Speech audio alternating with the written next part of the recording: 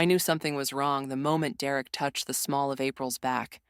It was such a tiny gesture, his fingers barely grazing the midnight blue silk of her dress. But in that half second, everything inside me went cold. My champagne turned bitter on my tongue. The glittering ballroom of the Westwood Hotel, packed with Silicon Valley's elite celebrating our company's 5th anniversary, suddenly felt airless. My brother never touched women like that in public. Not casually, not possessively. Not unless... "You okay, Rem?" Diego appeared at my elbow, his voice cutting through the jazz quartet's rendition of something classical I should probably recognize. "You look like you just found a bug in your code." I forced a smile. "Just wondering if I should fire our event planner. $300 per plate and they're serving lukewarm salmon." Diego laughed, but his eyes, always too perceptive, lingered on my face. I turned away, tracking my brother and best friend as they navigated through the crowd. April's hand rested on Derek's forearm, her head tilted toward him in that specific way she had when she was truly listening to someone. I'd seen that tilt thousands of times, during late-night study sessions in college, through tears after breakups, over countless brunches dissecting our lives. But never with my brother. Never with that particular softness in her eyes. "Ladies and gentlemen," Derek's voice boomed through the microphone at the front of the room. "My brother, the face of McDonald Tech, the charismatic CEO to my behind-the-scenes CTO. If I could have your attention for just a moment." The room quieted. I gripped my glass tighter. 5 years ago, my brilliant sister Remington and I had nothing but a prototype and a prayer. He flashed that signature smile that had charmed investors out of millions. Tonight, we celebrate hitting $1 billion valuation. Applause erupted. I should have been elated. This was everything we'd worked for since I wrote the first line of code in our shared apartment, surviving on ramen and determination. But tonight isn't just about business milestones. Derek's voice softened as he extended his hand. April stepped forward, her fingers interlacing with his. "Sometimes the greatest partnerships aren't just professional." My stomach dropped. April has agreed to marry me. The room exploded in cheers. Glasses clinked. Someone popped another bottle of champagne. I stood frozen, a statue among the celebration, as April, my roommate of 6 years, my confidant, the person who'd held my hair back through food poisoning and heartbreak, beamed up at my brother with undisguised adoration. The same look she'd given me 3 months ago when she'd squeezed my hand and whispered, "I think I'm falling for someone, Rem. It's terrifying." I'd been happy for her. I'd asked for details she wouldn't give. I'd respected her privacy. What a fucking fool I'd been. "Did you know?" Diego murmured beside me. I shook my head, unable to form words as I watched Derek slide a ring onto April's finger. The diamond caught the light, throwing prisms across the room. I recognized that ring. The setting. The cut. It was identical to the one I'd helped him choose for his ex-fiancée 2 years ago. The one he'd asked me to return when she'd broken things off. He hadn't returned it. He'd kept it. For April. My glass trembled in my hand. I set it down before anyone could notice. "Remington." Derek's voice cut through my thoughts. "Where's my sister? Come up here." Bodies shifted, creating a path. Somehow my legs carried me forward. Somehow my face arranged itself into something resembling joy. "The woman without whom none of this would be possible," Derek announced, pulling me into a hug that felt like a straitjacket. "The brain behind the beauty." The crowd laughed. I'd heard variations of this joke for years. Derek the face, me the mind. It had never bothered me until this moment, when it felt like the final reduction of my existence. April hugged me next, her familiar jasmine perfume now a sickening cloud. "I wanted to tell you," she whispered. "He made me promise to keep it secret." I pulled back, searching her face for any hint of remorse, any acknowledgement of the magnitude of this betrayal. But all I saw was happiness tinged with mild discomfort, the look of someone who hopes an awkward moment will pass quickly. "Congratulations," I said, the word tasting like ash. Later, as guests began to leave, Derek cornered me by the bar. "You seemed surprised," he said, loosening his tie. "I thought you'd be happy for us."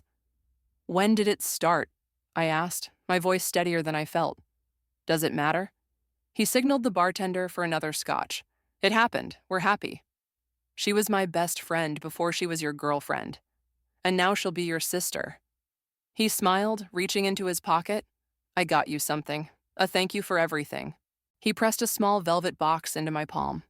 Inside lay a ring, a perfect miniature of April's engagement ring. "Matching set," he said, "for the two most important women in my life." I stared at the ring, identical to the one now adorning April's finger, identical to the one he'd bought for another woman. A duplicate, a stand-in, a symbol of how little either of us truly meant to him. "It's beautiful," I lied, snapping the box closed. In that moment, something crystallized inside me, a cold, clear purpose that cut through the hurt and betrayal. Derek had built his success on my code, his reputation on my work. He'd taken my friend, and now he thought he could buy my complicity with a recycled ring. I slipped the box into my clutch, already calculating exactly how I would make him pay. I didn't sleep that night. How could I? Every time I closed my eyes, I saw April's fingers intertwined with Derek's, her diamond catching the light, that look of adoration on her face that used to be reserved for me. Her chosen family, her confidant, her person. Dawn broke with me, still sitting on my balcony, wrapped in a blanket, staring at the San Francisco skyline as it emerged from darkness.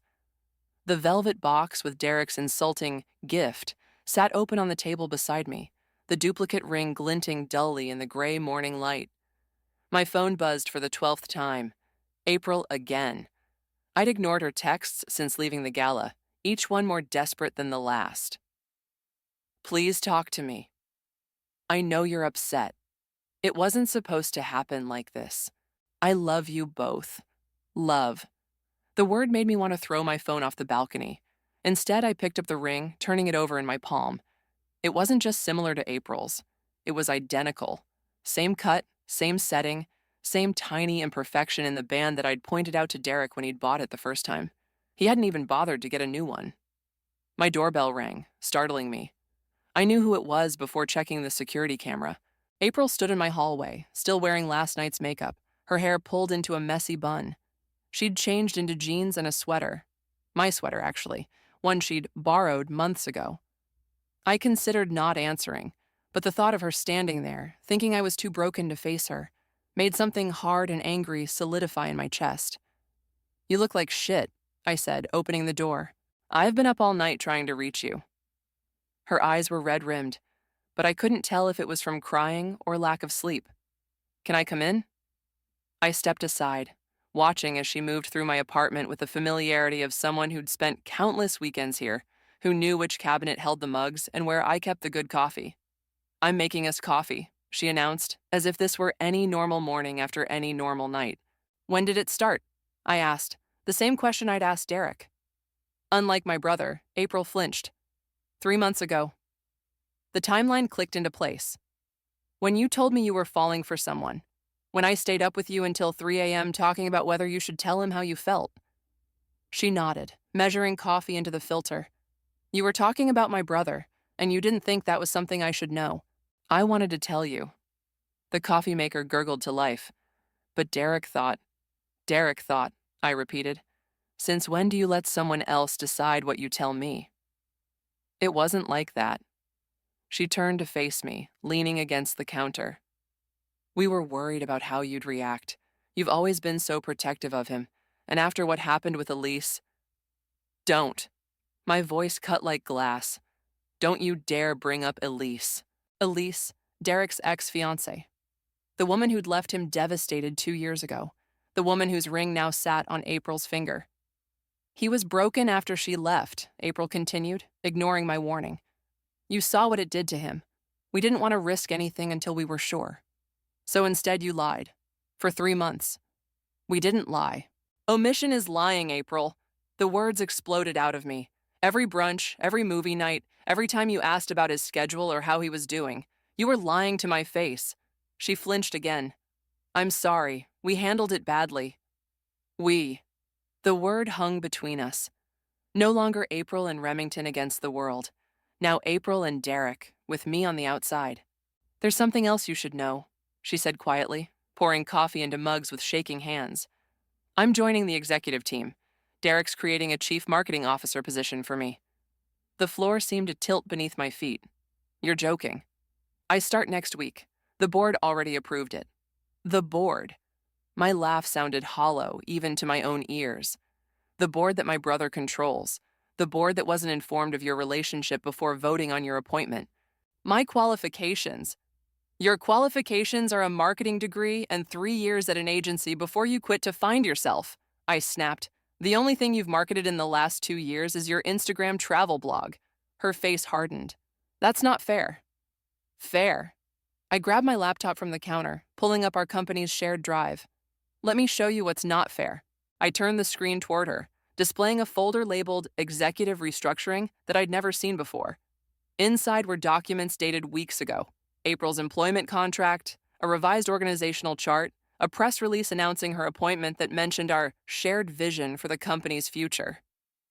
He's been planning this for months, I said, creating a C-suite position for his girlfriend without consulting his co-founder. That's what's not fair. April stared at the screen, her expression shifting from defensiveness to something like guilt. I didn't know he hadn't discussed it with you. Of course you didn't. I closed the laptop. Because you only heard his version, like always. She reached for my hand across the counter. I pulled away. Rem, please, I love him. But I love you too. You're my best friend. Was, I corrected, a cold clarity washing over me. I was your best friend. In that moment, looking at her familiar face now transformed into something unrecognizable by betrayal, I made my decision. This wasn't just about a relationship betrayal anymore. This was about my company, my creation, my legacy. I think you should go, I said quietly. As the door closed behind her, I opened my laptop again, fingers flying across the keyboard. If Derek wanted to play corporate chess, he'd find I was already 3 moves ahead. My home office had always been my sanctuary, a place where logic reigned, where problems had solutions, where I could lose myself in the elegant simplicity of code. Now it was my war room. 3 days had passed since the gala, 3 days of ignoring calls from Derek and April, 3 days of digging through company files, financial records, board minutes, anything that might give me leverage. I hadn't slept more than 4 hours a night. Empty coffee mugs crowded my desk. The blinds stayed closed, creating an artificial twilight that made time irrelevant. There was only the work, the plan, the code. My fingers flew across the keyboard, creating a back door into our company's messaging system. Not technically illegal, I'd built the damn thing after all, but definitely in an ethical gray area. I didn't care. Ethics hadn't stopped my brother from betraying me. A notification popped up on my screen. Diego requesting a video call. I hesitated, then accepted. His face appeared, concern etched across his features. You missed the product meeting, he said without preamble. That's not like you. I'm working on something more important. I didn't elaborate. Diego leaned closer to his camera. You look terrible. Thanks. I ran a hand through my unwashed hair. Always nice to hear. I'm serious, Rem. Are you okay?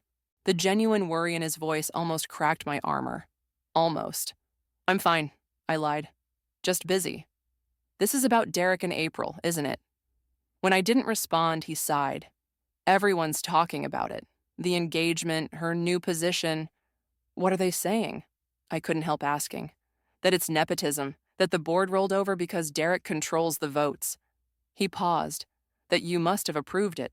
I laughed, a harsh sound that scraped my throat. Of course they think that. Why wouldn't Derek's puppet sister approve his every decision? No one thinks you're his puppet, don't they? I pushed back from my desk. For 5 years, I've let him be the face while I built everything from the ground up. The architecture, the algorithms, the patents, all mine. But who gets the credit? Who makes the decisions? Who just appointed his fiancée to a made-up C-suite position without consulting me? Diego was quiet for a moment. What are you planning, Remington? I stared at him through the screen. Diego had always been perceptive. Too perceptive. We'd met as competitors at a hackathon years ago before he founded his own startup. Now our companies often vied for the same clients, but we'd maintained a strange friendship built on mutual respect. Nothing that concerns you, I said finally. If you're going after Derek, it concerns me. His voice lowered. He's not just your brother, he's your business partner. Anything you do affects the whole ecosystem. Maybe the ecosystem needs a forest fire. Diego's expression darkened. Be careful. Derek has friends in high places. So do I. Do you? The question hung between us.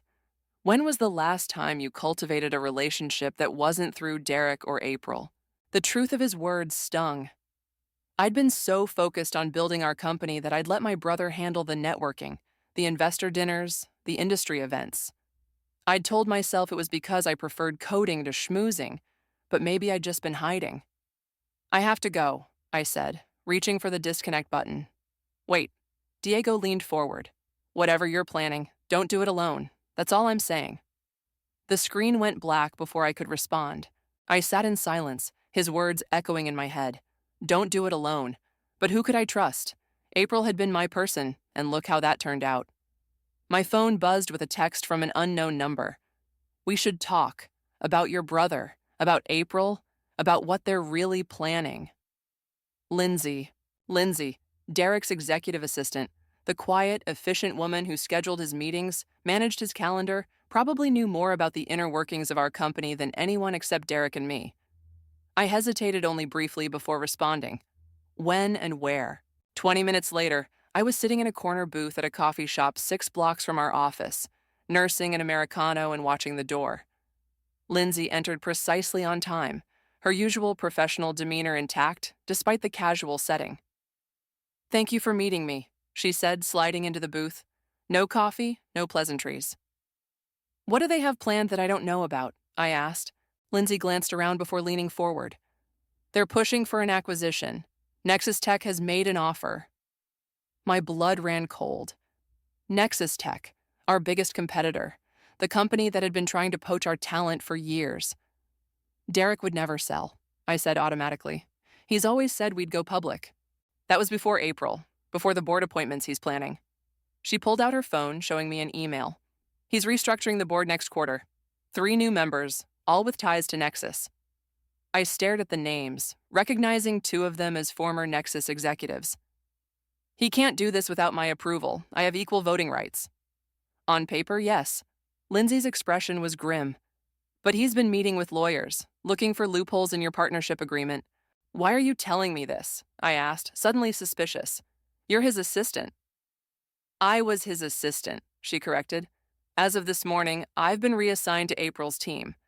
Apparently, I'm not the right fit for the direction he's taking. The bitterness in her voice was unmistakable. There's more, she continued. The code you wrote for Project Artemis, he's claiming primary authorship in the patent applications. Something snapped inside me. Project Artemis was my baby, the neural network algorithm I'd spent 2 years perfecting, the innovation that had catapulted our valuation into the billions. I need proof, I said, my voice steady despite the rage building inside me. Documents, emails, anything that shows what he's planning? Lindsay nodded. I can get you what you need. But be careful. If he realizes what you're doing. He won't, I said, a plan already forming. Because he still thinks I'm the same sister who's always stood in his shadow. He has no idea what I'm capable of when I step into the light. The McDonald Tech headquarters always reminded me of a glass beehive. Transparent walls, constant motion, the low hum of collective ambition. It had been my second home for 5 years. Today, it felt like enemy territory. I stepped off the elevator onto the executive floor, nodding at familiar faces while cataloging their reactions. Some offered sympathetic smiles. Others averted their eyes. News traveled fast in tech circles, and everyone knew about Derek and April by now. Remington, Norman, our CFO, emerged from the conference room. Good to see you. We missed you at the budget meeting yesterday. Had some personal matters to handle, I said, forcing a smile. Norman had been with us since the beginning, one of the few executives Derek hadn't personally selected. Anything I should know? Nothing urgent. His eyes darted toward Derek's office. Though your brother's been making some interesting financial projections for next quarter. Interesting how? Norman lowered his voice. Significant reduction in R&D spending. Increase in executive compensation. The kind of adjustments you make when you're dressing up a company for sale. My stomach tightened. Lindsay's information was proving accurate. Thanks for the heads up, I said. We should catch up properly soon. My door's always open. He squeezed my shoulder before walking away. I continued down the hallway, passing April's new office, formerly our chief product officer's space before Derek had abruptly relocated him to a smaller office last week. The door was open, revealing April arranging framed photos on her desk. One caught my eye. April and me at Ocean Beach last summer, laughing as waves crashed around our knees. The sight of it made my chest ache. I kept walking. Derek's assistant, not Lindsay anymore, but a young man I didn't recognize, looked up as I approached. "Ms. McDonald, do you have an appointment?" "I don't need one," I said, pushing past him toward Derek's door. My brother was on a call, feet propped on his desk, that trademark charismatic smile on his face even though the other party couldn't see him. The smile faltered when he spotted me. "Jim, I'll have to call you back," he said, hanging up. "Rem, this is a surprise." "Is it?" I closed the door behind me. "Your co-founder showing up at the company she helped build? Shocking." Derek's expression shifted to the conciliatory look he used when smoothing over investor concerns. "You've been off-grid for days. I was worried." "Worried I might find out what you've been planning with Nexus Tech?" His face gave nothing away, but his fingers tapped once on his desk, a tell he'd had since childhood. "I don't know what you're talking about." "Don't insult my intelligence." I tossed a folder onto his desk. "Board restructuring, patent reassignments, acquisition talks. You've been busy." Derek flipped through the documents, his jaw tightening. "Where did you get these?" "Does it matter? They're real, aren't they?" He leaned back, studying me. "It's a good deal, Rem. Nexus is offering 3 times our current valuation." "This was never about money for me," I said. "This is about building something that matters. It's always about money eventually." He stood, moving to the window overlooking San Francisco. "We've taken this company as far as we can. It's time to cash out. We've barely scratched the surface of what Artemis can do." "Artemis." He turned back to me. "Your precious algorithm. The one you think will change the world." "The one I built," I corrected. "The one you're trying to claim credit for." "I'm the CEO. Everything created under this roof has my name on it. That's not how it works, and you know it." I stepped closer. "Why are you doing this?" "We had a plan. Build, scale, IPO. What changed?" For a moment, something like regret flickered across his face.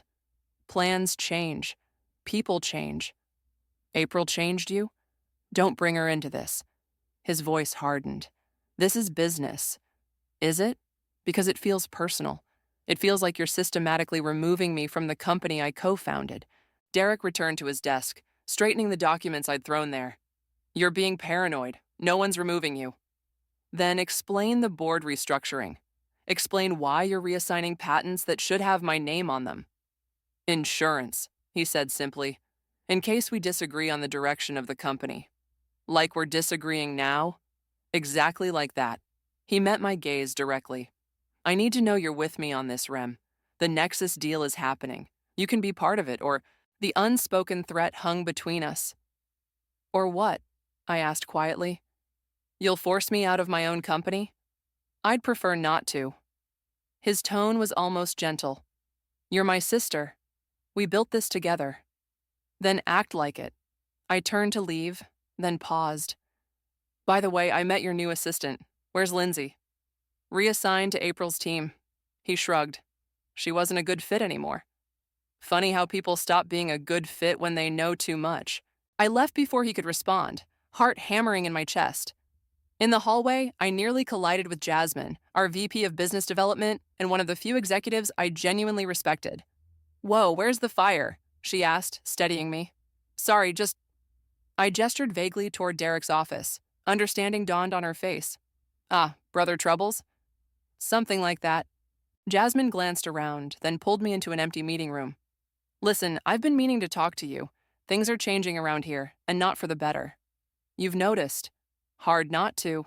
She lowered her voice. "Derek's been meeting with Nexus executives after hours, bringing in consultants to evaluate our IP, classic pre-acquisition moves." "I know," I admitted. "I'm trying to figure out how to stop it." Jasmine studied me, her expression grave. "Be careful, Remington. Corporate warfare gets ugly fast, especially when family's involved." "I don't have a choice. He's trying to steal my work." "There are always choices." She hesitated. "Whatever you're planning, Make sure the collateral damage is worth it. Her words hit uncomfortably close to Diego's warning. Was I being reckless? Was my hurt clouding my judgment? I appreciate the concern, I said, but I know what I'm doing. Jasmine didn't look convinced. Just remember that companies can be rebuilt. Relationships are harder to fix. As she left, my phone buzzed with a text from Lindsay. Found something big. Meeting tonight? I replied immediately. My place, 8 p.m. Whatever Jasmine thought about collateral damage, it was too late to turn back. Derek had made his choice when he decided to betray me, professionally and personally. Now I would make mine. The company might have been our shared dream once, but Project Artemis was mine alone, and I would burn everything to the ground before I let him take it from me. My apartment felt different with Lindsay in it. Professional, poised Lindsay with her perfect bun and crisp blazer, perched on my couch surrounded by takeout containers and my scattered notes. The incongruity almost made me laugh. These are the final acquisition terms, she said, sliding a folder across my coffee table. Derek received them yesterday. They're planning to announce next month, right after the board restructuring. I flipped through the documents, each page making my blood run colder. The terms were worse than I'd imagined. Nexus would absorb our company, keeping our technology but dismantling most of our team. Derek would join their executive board. April would head their new marketing division. And me? I'd be offered a senior developer position, a glorified coding monkey with no decision-making power. There's more, Lindsay said, pulling out her tablet. Emails between Derek and the Nexus CEO going back 6 months. They've been planning this since before he even started dating April. I scrolled through the correspondence, my hands shaking with rage. In one email, Derek casually mentioned managing my sister's expectations and limiting her access to key IP documentation. He's been playing me this entire time, I whispered. There's something else you should see. Lindsay hesitated. It's about April. She pulled up another email chain, this one between Derek and April, dating back to before they were supposedly together. The subject line read, Project Remington. My stomach lurched as I read April's words. She suspects nothing, still thinks I'm just being supportive of my career change. When should we tell her about us? Derek's response, not until everything's in place. She trusts you more than anyone. We need to use that. The room seemed to tilt around me. This wasn't just an affair that had happened organically. This was calculated. They had deliberately deceived me, used my trust in April to distract me while Derek positioned himself to take control of the company. I'm sorry, Lindsay said quietly. I thought you should know the full picture. I set down the tablet, suddenly exhausted. Why are you helping me? This could cost you your job, your career. Lindsay's professional mask slipped, revealing something harder underneath. 3 years ago, I developed a workflow management system that saved the company millions in operational costs. Derek took credit for it at the board meeting. When I confronted him, he said no one would believe an executive assistant could create something so valuable. The bitterness in her voice resonated with my own. Another woman whose work had been stolen by my brother. We need to stop him, I said. How? He controls the board votes. He's already filing the patent reassignments. And now with April. Her name tasted bitter on my tongue. I need to talk to her. Is that wise? After what you just read? I need to hear it from her. I stood up, suddenly restless. I need to look her in the eye when she lies to me again. My phone rang, interrupting us. Diego's name flashed on the screen. I should take this, I told Lindsay, stepping into my bedroom for privacy. It's almost midnight, I said by way of greeting. I just left a dinner with Norman, Diego replied, his voice tight with urgency. Remington, they're moving faster than you think. The board meeting has been moved up to next week. My heart raced. That's not possible. It's scheduled for the end of the month. Emergency session. Derek's claiming there's a time-sensitive acquisition opportunity that can't wait. Shit. I pressed my forehead against the cool window glass. I need more time. Whatever you're planning, you need to accelerate it. Diego paused. I might be able to help. Why would you help me? Because what Derek's doing is wrong. And because... He hesitated. Because I respect you, Remington.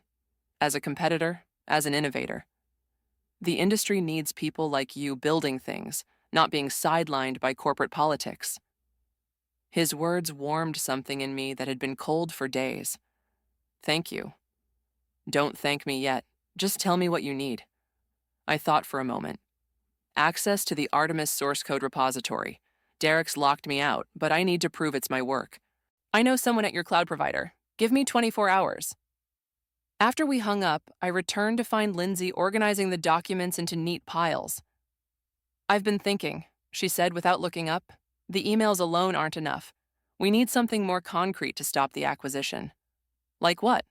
Like proof that Derek has been deliberately misrepresenting the company's value to Nexus. She finally met my eyes, and I think I know where to find it. Before she could elaborate, my phone buzzed with a text. April, we need to talk. I know you're angry, but please. Tomorrow morning, our usual place. Our usual place. The cafe where we'd spent countless Sunday mornings dissecting our lives over pastries and coffee. The thought of sitting across from her now, knowing what I knew, made me physically ill. But Lindsay was right. Emails weren't enough.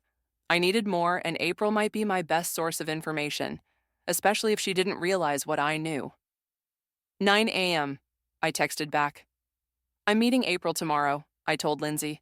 After that, we move on whatever you've found. She nodded, gathering her things. At the door, she paused. Be careful tomorrow. Remember who she's really loyal to. After she left, I returned to the window, staring out at the city lights. The April I thought I knew, my best friend, my sister in everything but blood, had never existed. She'd been playing a role, manipulating me while she and Derek plotted behind my back. Tomorrow, I would play a role too, the hurt, betrayed friend willing to listen, the sister who might be persuaded to cooperate. But inside, something had hardened beyond repair. The last threads of familial loyalty, of friendship, of trust, all severed by the evidence Lindsay had brought. Now there was only the cold clarity of purpose, to take back what was mine, no matter the cost. Café Soleil hadn't changed. Same mismatched vintage chairs, same chalkboard menu, same barista with the sleeve tattoos who knew our orders by heart. April was already there, occupying our usual corner table by the window, 2 steaming mugs waiting. For a disorienting moment, muscle memory almost took over, the urge to slide into my seat with a dramatic sigh and launch into whatever crisis was consuming my week. How many Sunday mornings had we spent exactly like this? How many secrets had we shared across this scratched wooden table? But that was before. Before I knew those confidences had been weaponized against me. You came, April said, relief washing over her face. She looked tired, the kind of bone-deep exhaustion that makeup couldn't quite conceal. I came, I agreed, sitting down. My coffee was exactly how I liked it. Oat milk, no sugar. The familiarity felt like a slap. Thank you. She reached for my hand. I pulled back before she could touch me. Her smile faltered. I've missed you. Have you? I kept my voice neutral, remembering my purpose. Information, not confrontation. Not yet. Of course I have. Her eyes welled up. These past few days have been awful. I hate that I hurt you. I took a sip of coffee to avoid responding. If I spoke now, I'd say things I couldn't take back. I know you feel betrayed, she continued, but I need you to understand. What Derek and I have is real. It wasn't planned. The lie hung between us. I thought of the emails Lindsay had shown me. She suspects nothing. We need to use that. When did it start? I asked, the same question I'd asked before, now loaded with new meaning. April shifted uncomfortably. I told you 3 months ago. And the CMO position, was that part of the package deal? Her cheeks flushed. That's not fair. I've worked hard to build my marketing expertise. Your travel blog has 12,000 followers, April. That doesn't qualify you to be a C-suite executive at a billion-dollar tech company. There's more to my background than you give me credit for, she snapped, then immediately softened. I'm sorry. I didn't come here to fight. Why did you come here? She took a deep breath. Derek's worried about you, about what you might do. What I might do? I raised an eyebrow. What exactly does my brother think I'm capable of? He thinks you might try to block the acquisition. She lowered her voice. He knows you met with Lindsay.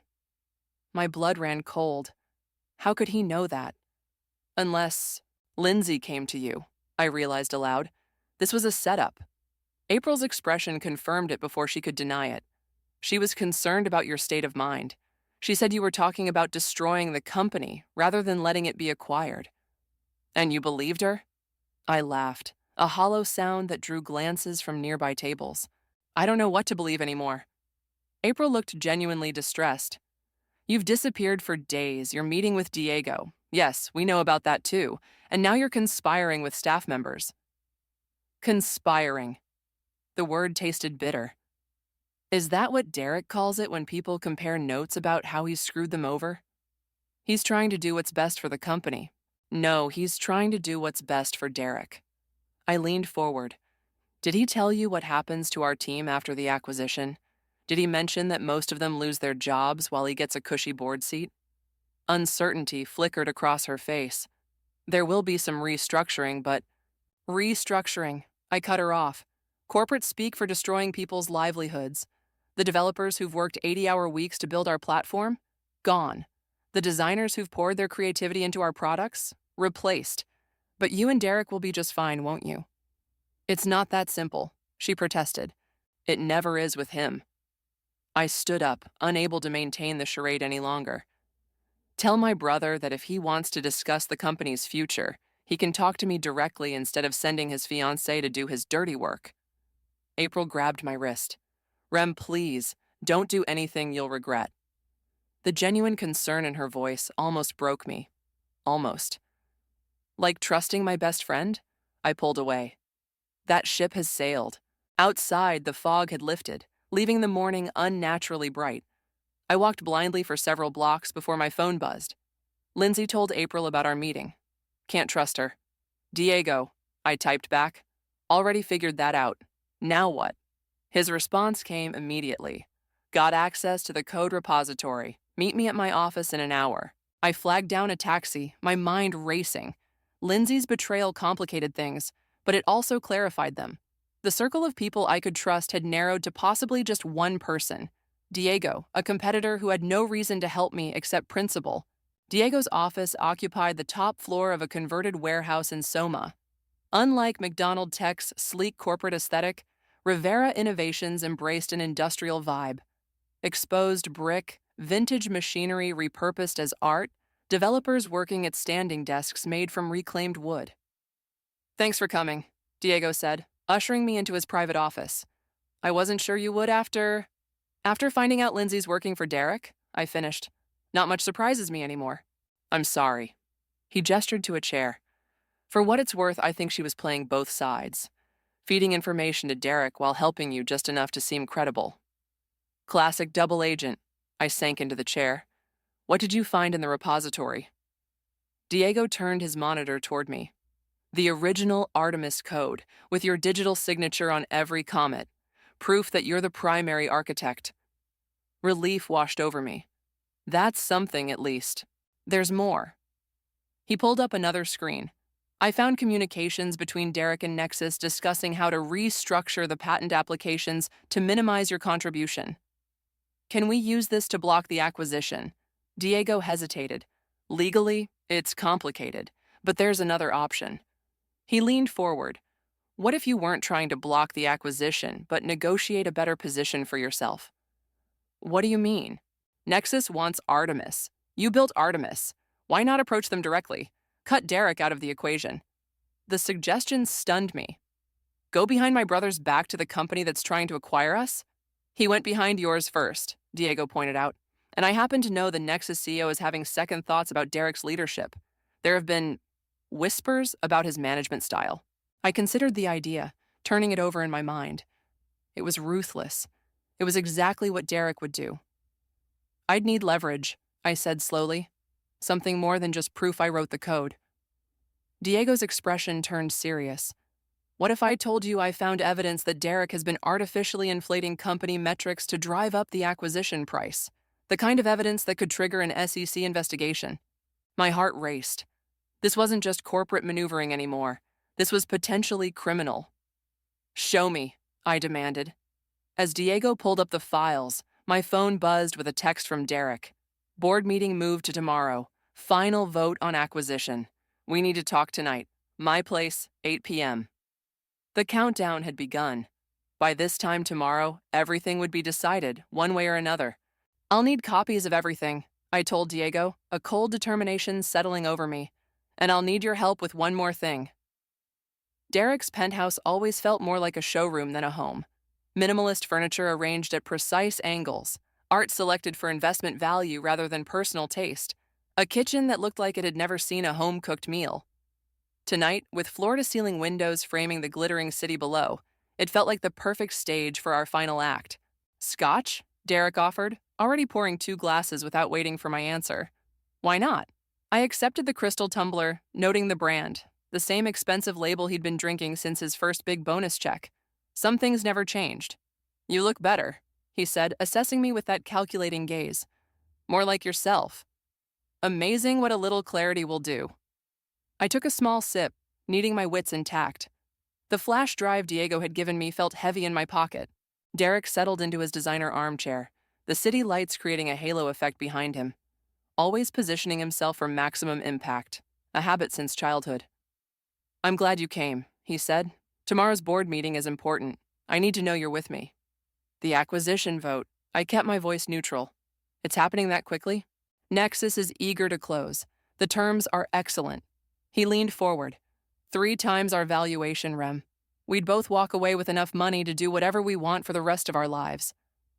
Except I wouldn't be walking away with control of my own creation. He sighed, the put-upon sound he made when he thought someone was being unreasonable.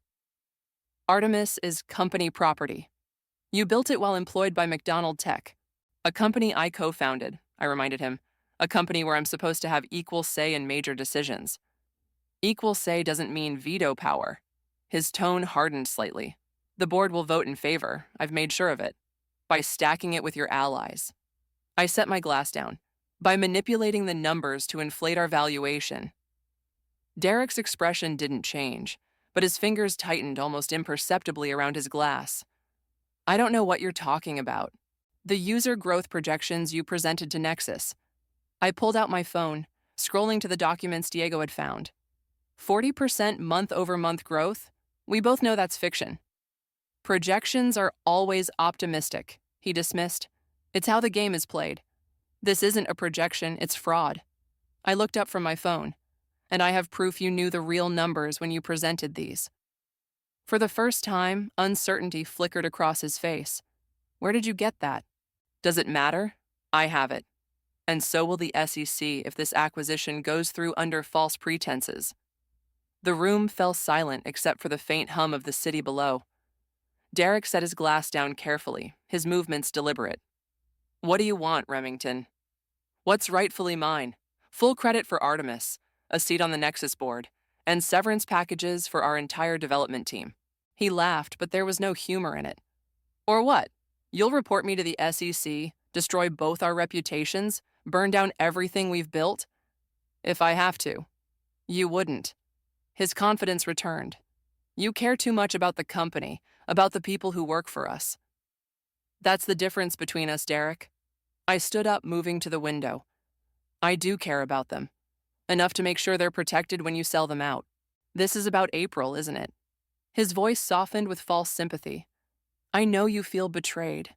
This isn't about April. I turned to face him. This is about you systematically undermining me from the moment we founded this company, taking credit for my work, making decisions behind my back, using my best friend to distract me while you plotted to cut me out. Derek's expression hardened. You're being dramatic. Am I? I pulled the flash drive from my pocket. I have the emails, Derek. Between you and April. Project Remington, remember? Your little scheme to keep me distracted while you set up the acquisition. The color drained from his face. How did you... It doesn't matter. I tossed the flash drive onto the coffee table between us. What matters is that I have everything. The emails, the falsified projections, the backdated patent applications. He stared at the flash drive, then back at me. Calculation replacing shock. What's your play here? Blackmail? I prefer to call it negotiation. I returned to my seat, meeting his gaze steadily. I've already spoken with Jasmine. She's prepared to testify about the real user numbers if needed. Jasmine works for me, he said automatically. She works for the company, our company. and unlike you, she has ethics. Derek stood abruptly, pacing to the bar to refill his glass. I could almost see the gears turning as he reassessed his position. "Let's say I agree to your terms," he finally said. "How do I know you won't go to the SEC anyway?" "Because unlike you, when I make a deal, I honor it." The words tasted bitter. "Something I thought you understood before all this." He turned to face me, and for a moment I glimpsed something like regret in his eyes. "It wasn't personal, Rem. It was business. It became personal when you used April against me." I stood up. "When you decided our relationship meant nothing compared to your ambition." "That's not fair." "Isn't it?" I moved toward the door. "The board meets at 9 tomorrow. I'll be there with my attorney. Either we announce my terms as part of the acquisition, or I release everything I have to Nexus and the SEC." "You'd really do that?" For the first time, he sounded uncertain. "Destroy your own brother?" I paused at the door, the weight of the moment pressing on me. This was my brother, the boy who'd taught me to code, who'd stayed up all night helping me debug my first program, who'd believed in me when no one else did. But that brother was gone, replaced by someone I barely recognized. "You destroyed us first," I said quietly. "Tomorrow, I'm just making it official." As the elevator doors closed behind me, my phone buzzed with a text from Diego. "Everything set for tomorrow. No turning back now." I leaned against the elevator wall, exhaustion and resolve washing over me in equal measure. Diego was right. There was no turning back. Tomorrow would change everything: my company, my relationships, my future. But for the first time in weeks, I felt something like peace. Whatever happened next, I would face it on my terms, not Derek's. The McDonald Tech boardroom felt smaller than I remembered, despite its wall of windows and gleaming 20-foot table. Maybe it was the tension compressing the air, or maybe it was the way everyone avoided eye contact as I entered. Everyone except Derek, who watched me with the wary focus of a chess player who'd just realized his queen was vulnerable. I took my seat directly across from him, placing my laptop and a manila folder on the table. My attorney, a razor-sharp woman Diego had recommended, sat beside me. Across the room, April hovered near the refreshment table, uncertainty written across her face. "Shall we begin?" Derek's voice carried its usual confident authority, but I caught the slight tension around his eyes. He hadn't slept either. The board chair nodded, calling the meeting to order. 7 people who would decide the fate of everything I'd built. 4 of them were firmly in Derek's pocket. 2 could swing either way. And then there was Norman, our CFO, whose expression revealed nothing. "As you all know, we're here to vote on the proposed acquisition by Nexus Technologies," the chair began. "Derek will present the terms, and then we'll open the floor for discussion before voting."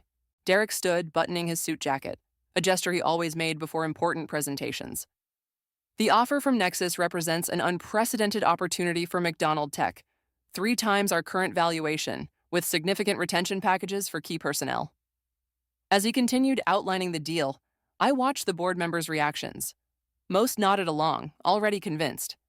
This was supposed to be a formality. "Before we proceed to discussion," I interrupted when Derek finished, "I'd like to present some additional information relevant to this decision." Derek's jaw tightened. "We have a full agenda, Remington. Perhaps your concerns can be addressed during the discussion period." "My concerns involve potentially fraudulent representations made to Nexus regarding our user metrics and growth projections," I said calmly. "I believe the board should have this information before any vote." The room went silent. The board chair glanced between Derek and me, then nodded. "Proceed, Ms. McDonald." I opened my laptop, connecting it to the room's display system. These are the user growth projections presented to Nexus during acquisition talks. I brought up the first document, and these are our actual numbers from the same period. Murmurs rippled through the room as the discrepancy became clear. "Furthermore," I continued, "I have evidence that the patent applications for Project Artemis were deliberately manipulated to minimize my contribution as the primary architect." Derek's face had gone rigid. "These are serious allegations that should be discussed privately, not in a board meeting." "I disagree," I replied. "The board is voting on an acquisition based on information that isn't accurate. They deserve to know the truth." Norman leaned forward. "If these discrepancies are real, we could face significant liability."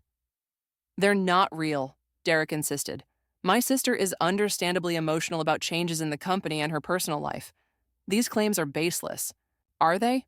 I pulled a USB drive from my pocket, not the one I'd shown Derek last night, but a different one. This contains emails between Derek and the Nexus CEO discussing how to structure the deal to specifically limit my role post-acquisition, despite my position as co-founder and the primary creator of our core technology. The board chair accepted the drive, his expression grave. We'll need time to review this material before proceeding with any vote. There's no need, Derek said, his voice hardening. I can explain everything. I'm sure you can, I agreed. You've always been excellent at explanations, but the numbers don't lie, and neither do your own words in those emails. I turned to address the entire board. I'm not here to block this acquisition. I believe a partnership with Nexus could be valuable if structured properly, but I won't stand by while the company I co-founded is sold under false pretenses, with the people who built it left vulnerable. What exactly are you proposing? Asked one of the board members, a venture capitalist who'd previously supported every one of Derek's initiatives. A restructured deal, one that accurately represents our metrics, properly credits the creators of our technology, and provides genuine protection for our team. I glanced at Derek, and one that acknowledges both founders equally in the transition. The room fell silent again, all eyes moving between Derek and me. Perhaps, the board chair suggested carefully, the siblings should step out while the board discusses these developments. In the hallway, Derek rounded on me. What the hell are you doing? You're going to tank this entire deal. No, I'm fixing it, I replied. Nexus still wants Artemis. They just need to know who really built it and what it's actually worth. This is about your ego, he hissed. You couldn't stand that I was the one who made this deal happen. This is about the truth, I corrected. Something you seem to have forgotten the value of. A movement caught my eye. April, standing a few feet away, her expression stricken. Is it true? She asked Derek. Did you falsify the numbers? Derek's face softened immediately. April, it's complicated. Business negotiations always involve some yes or no, she pressed. His hesitation was answer enough. She turned to me, tears welling in her eyes. And the emails about me? About using me to distract you? You should ask him, I said quietly. Before Derek could respond, the boardroom door opened. We'd like you both back inside, the chair announced. What followed was the most extraordinary 2 hours of my professional life. The board, having reviewed enough of the evidence to understand its implications, postponed the acquisition vote. Instead, they established an independent committee to verify the company's metrics and restructure the deal terms. And in a move that left Derek white-faced with shock, they voted to temporarily separate the roles of CEO and chairman, appointing me as interim CEO while the acquisition process was reviewed. This isn't over, Derek muttered as the meeting adjourned. You're right, I agreed. It's just beginning. Later, as I packed up my laptop, Norman approached. I knew something wasn't right with those projections, he admitted. I should have said something sooner. We all should have questioned more, I replied. As the room emptied, only April remained, lingering by the door. I didn't know, she said softly. About the emails, the planning. I knew he wanted to keep our relationship quiet, but I never thought... It doesn't matter now, I said, surprised to find I meant it. The anger that had fueled me for weeks had burned down to embers, leaving behind clarity rather than rage. What happens next? She asked. I shouldered my bag, looking around the boardroom, the space where I'd just reclaimed my power, my creation, my voice. I build something new, I said, something that's truly mine this time. As I walked out of McDonald Tech that evening, Diego was waiting in the lobby, a question in his eyes. It's done, I told him. Not how I expected, but done. And Derek? We'll survive, probably even thrive eventually. I shrugged, but not by standing on my shoulders anymore. Diego smiled. So what now, CEO McDonald? I looked out at the city, feeling lighter than I had in months. The path ahead wasn't clear yet, but for the first time in years, it was truly mine to choose. Now I stop living in anyone's shadow, I said, stepping into the sunlight, including my own.